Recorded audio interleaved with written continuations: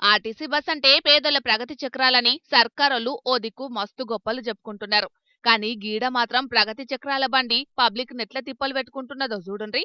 నల్గొండ జిల్లా హలియాల bus shawl కాలేదని చెప్పి ఆడున్న పబ్లిక్ అందరూ తలో చెయ్యేసి బస్సును నెట్టుకుంటా పోయిండ్రు.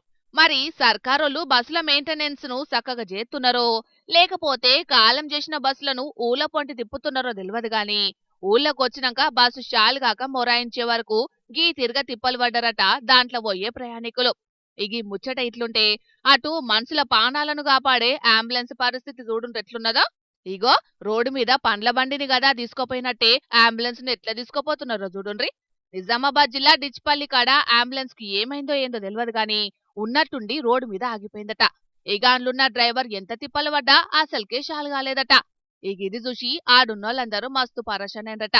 ఆపతులున్న మనుషుల పానాలను కాపాడనికే 24 గంటలు రై రైమని రోడ్ల మీద తిరిగే అంబులెన్స్ కే ఐసీయూలకు పోయే పరిస్థితి వచ్చిందంటే పాలన ఏ తీరుగున్నదో అర్థమైతున్నదని గరమైతున్నారు గీ ముచ్చట ఎరికైనా చాలా మంది పబ్లిక్. అటు ఆర్టీసీ బస్సుల మెయింటెనెన్స్ చక్కగా లేకపాయే, ఇటు అంబులెన్స్ల మెయింటెనెన్స్ సుతం చక్కగా లేదంటే అసలు సర్కారోళ్ళు ఏం చెప్తున్నట్టు? మైకుల ముంగట్కొచ్చి సినిమా డైలాగులు కొట్టినట్టు గొప్పలు చెప్పుడు కాదు, పబ్లిక్ వాడే గిసొంటి తిప్పల మీద సుతం నజరేయాలే అని అనబట్టిండ్రు చాలా మంది గీ ముచ్చట ఎరికైన పబ్లిక్.